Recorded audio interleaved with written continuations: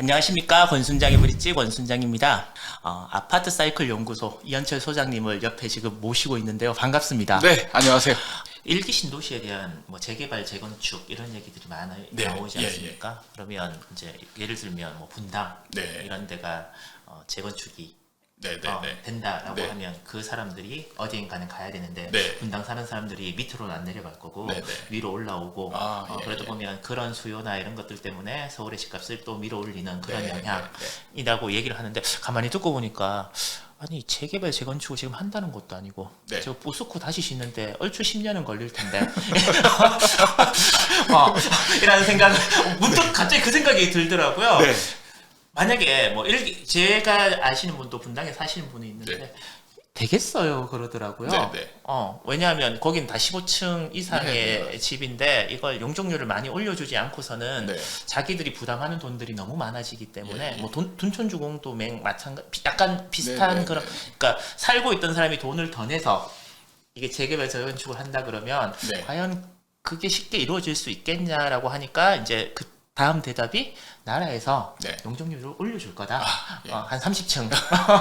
그러면 해결되지 않느냐라고 얘기를 하던데 이 부분은 소장님 어떻게 생각하십니까? 이거는 정말 그냥 본인이 생각하는 그 바램 네. 이거를 정해놓고 이제 세상이 나의 기준으로 돌아갈 것이다. 그렇게 이렇게 투영을 시키는 거군요. 예. 근데 실제로 이제 일기 신도시는 처음 말씀하신 것처럼 일반인들이 다 알 정도로 네. 이미 용적률을 풀로 썼거든요. 풀로 써서 사실은 여기서 이제 재건축을 해서 일반 분양분이 생기려면 더 높게 지을 수가 있어야 돼요. 네. 근데 지금 현재 용적률로서는 더 높게 지을 수가 없거든요. 그러면은 재건축이 아니고 리모델링이 되는 거예요. 근데 그러면은 야 리모델링으로 가도 되지 않냐? 될 수 있어요. 될 수 있는데 그 전제가 뭐냐면 자 리모델링이 성행했던 시기가 있고 안 되는 시기가 있어요. 그걸 이제 아셔야 되는데 리모델링이 성행했던 시기는 완전 상승장이 됐을 때 자 리모델링을 해서 새 아파트로 됐어요. 그러면 새 아파트로 된 것이 이제 올라가는 거예요.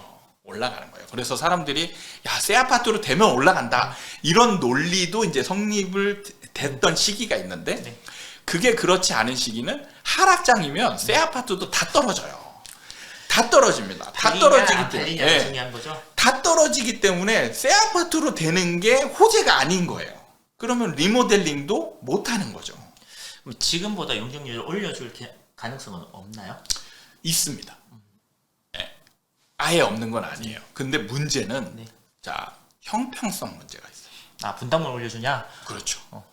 이게 일기 신도시 지금은 제가 그 우리나라 사람들은 다 집을 투자용으로 산다라고 얘기했잖아요. 예, 아까 그렇게 말씀. 그럼 집값 올라간다라는 걸 집주인이 싫어할 사람 아무도 없잖아요. 네. 그러면은 자 예를 들면 정부가 지금 인터뷰 그 하시는 분인데 지금 이분한테만 혜택을 줬어요. 그럼 제가 기분이 좋겠습니까? 그럼 뭐라고 하겠어요? 야 나도 해줘야지 이거잖아요.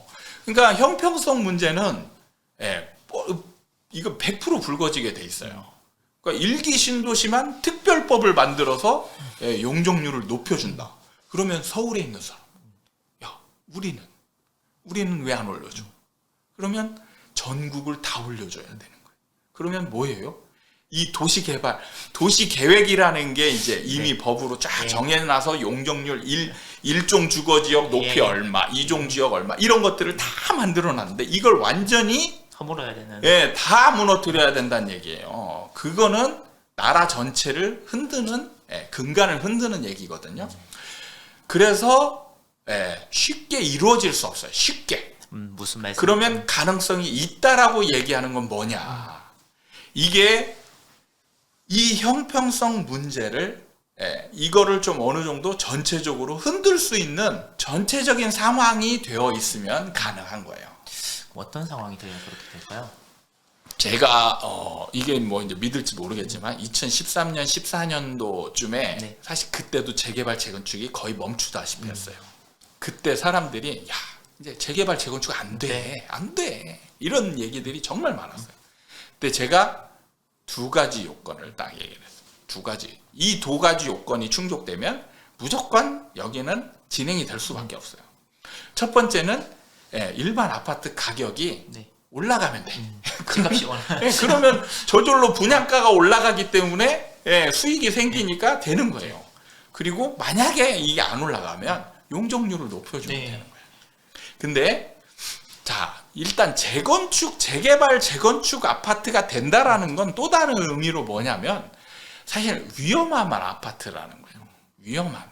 이제 언제 무너질지. 근데 사실은 우리나라는 사실 무너질 것 같지 않은데 안전진단 통과를 해준다는 게 이제 또 맹점이긴 해요. 네. 그렇기 때문에 안전진단 통과하고서도 20, 30년 동안 멀쩡하게 이제 살 수 있습니다. 그때 다르니까. 예. 그게 이제 맹점인데 사실 이제 안전진단 통과를 하는 아파트들이 많은데 만약에 하락 시장이 진행이 계속되고 있어요. 그러면 진행이 안 될 거 아니에요. 안 하죠. 돈 안 그러면 되는데. 정부는 이제 이럴 때 이제 어쩔 수 없이 재개발, 재건축을 좀 활성화시킬 필요가 있는 거예요. 그러면 이제 재건축 규제라든지 이런 것들을 이제 완화시켜 주는 거죠. 그래서 수익성을 높게 만들어주는 그런 정책들이 나오게 되는 거예요.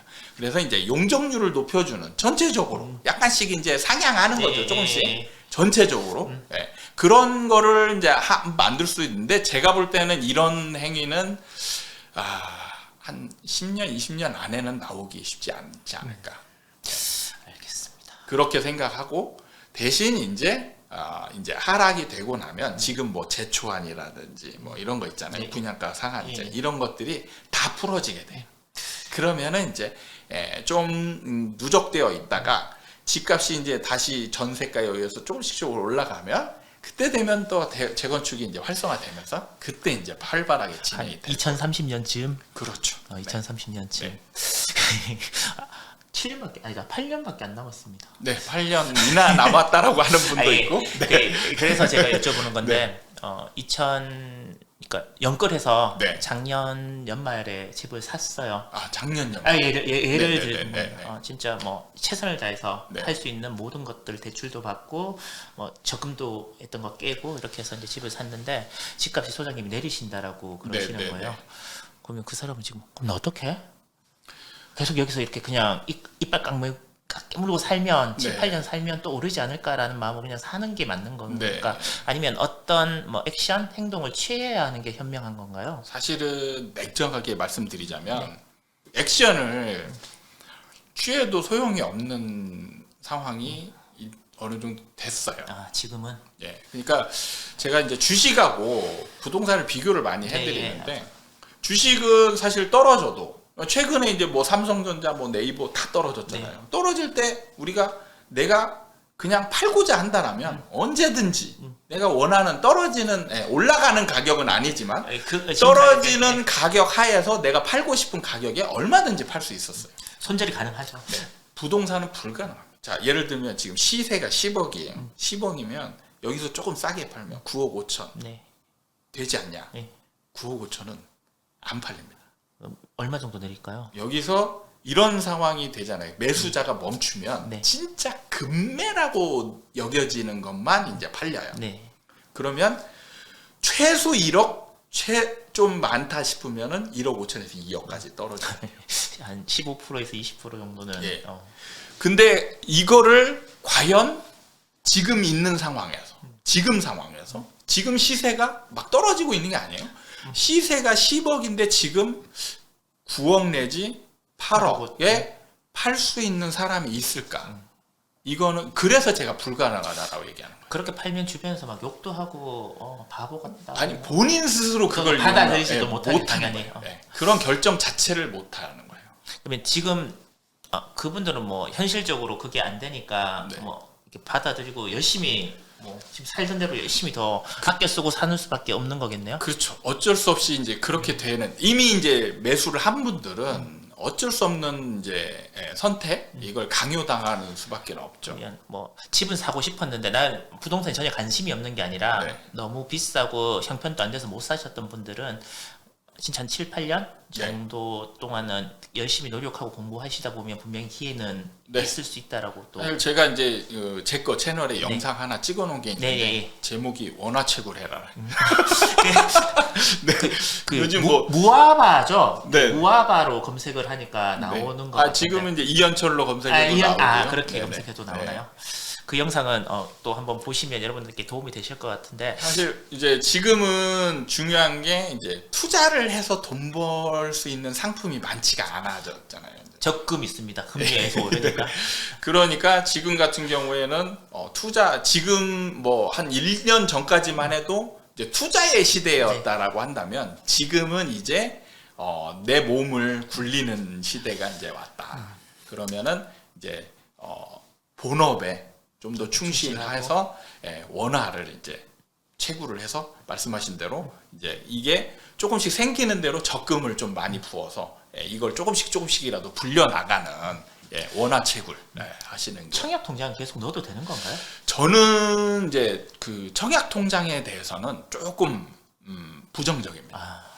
그러니까 제가 냉정하게 말씀드리자면 청약 통장을 준비한 분들은 대부분 뭘 노리냐, 대박을 노리는 분들이. 그렇죠, 로또. 네, 대박을 노리는데 현실적으로 대박이 될 가능성이 많지 않아요. 많지 않습니다.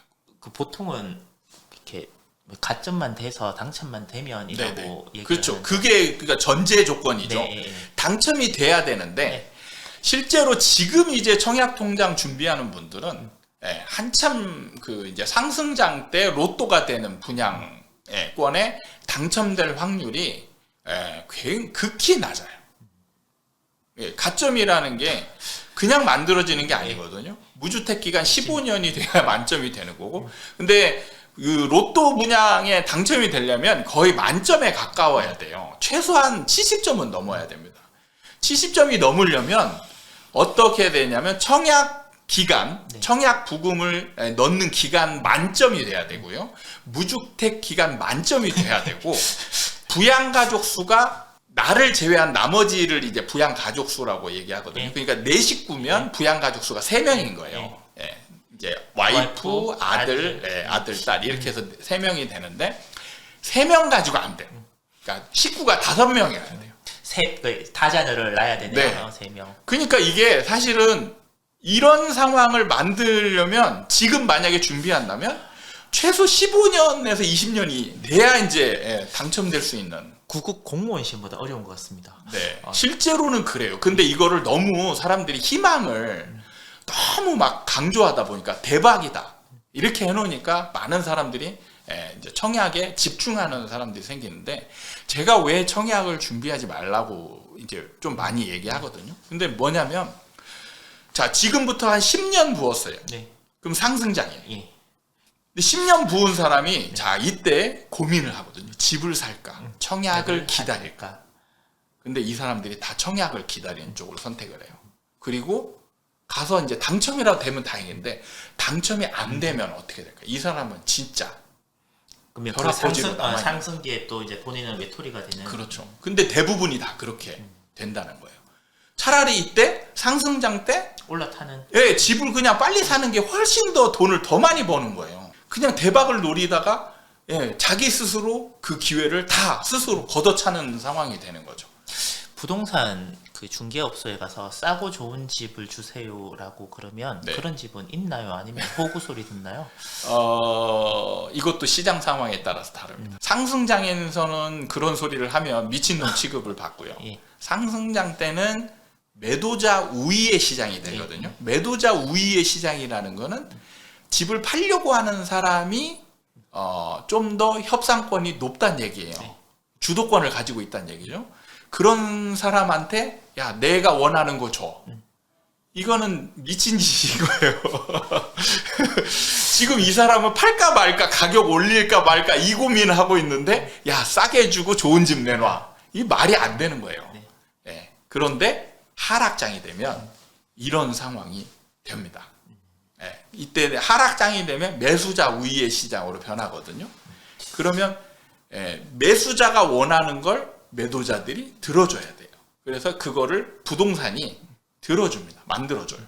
예, 그래서 부동산한테 가가지고 하락장이면 내가 만약에 2020 예를 들어서 28년, 29쯤에 이제 사겠다. 그러면 미리 좀 이제 부동산을 다니는 거예요. 미리 다려놓고 자기가 원하는 조건을 그냥 과감하게 제시를 해놓고 오는 거예요. 명함 놓고 해가지고 이런 조건 생기면 연락 줘. 근데 이제 너무 터무니없으면 안 되고.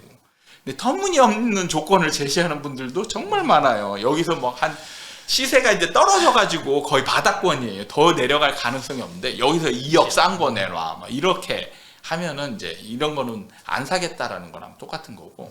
예. 급매물 그런 상황에서 약간 뭐 한 5천에서 그 정도도 가능한 거예요. 5천 싼 거 이 정도. 예. 이런 거 나오면 연락 줘. 그럼 내가 바로 쏠게. 이렇게 되면 진짜 내가 원하는 좋은 물건 찾을 수 있습니다. 그때는 이제 필요한 걸 지금부터 적어서 바로 쏠 수 있는 준비를 지금부터 이제 하면 될 것 같은데 우리나라의 이제 주거 형태에 관한 이제 질문인데 이게 참 어려운 질문일 수도 있고요. 제가 어릴 때는 뭐 학교에 가면 잘 사는 애, 못 사는 애, 뭐 단독주택 사는 애, 뭐 주공 사는 애, 뭐 그땐 주공이라는 개념도 없었으니까 아파트 사는 애, 뭐 이렇게 다 섞여갖고 살았는데 그렇죠. 요즘은 제가 동탄에 1동탄에 살고 있거든요. 거기만 봐도 이제 뭐 흔히 말하는 브랜드 있는 아파트 애들이 다니는 초등학교, 그 주공과 섞여져 있는 애들이 다니는 초등학교, 그리고 주공에 사는 애들만 다니는 초등학교. 왜냐면 아파트 단지를 그런 식으로 이렇게 계속 제가 이렇게 애들을 이렇게 보면서도 되게 많이 이거 뭔가 좀 잘못된 것 같은데, 뭔가 좀 이상한 것 같은데라는 생각이 많이 들거든요. 보통 이제 아파트를 주로 이제 연구를 이제 하시니까 이런 주거 형태에 대한 것들의 변화나 이런 것들이 우리나라에서 지금 왜 이렇게 아파트를 좋아하는 거예요? 그러니까 가장 쉽게 말하면 돈이 되니까. 돈이 되니까.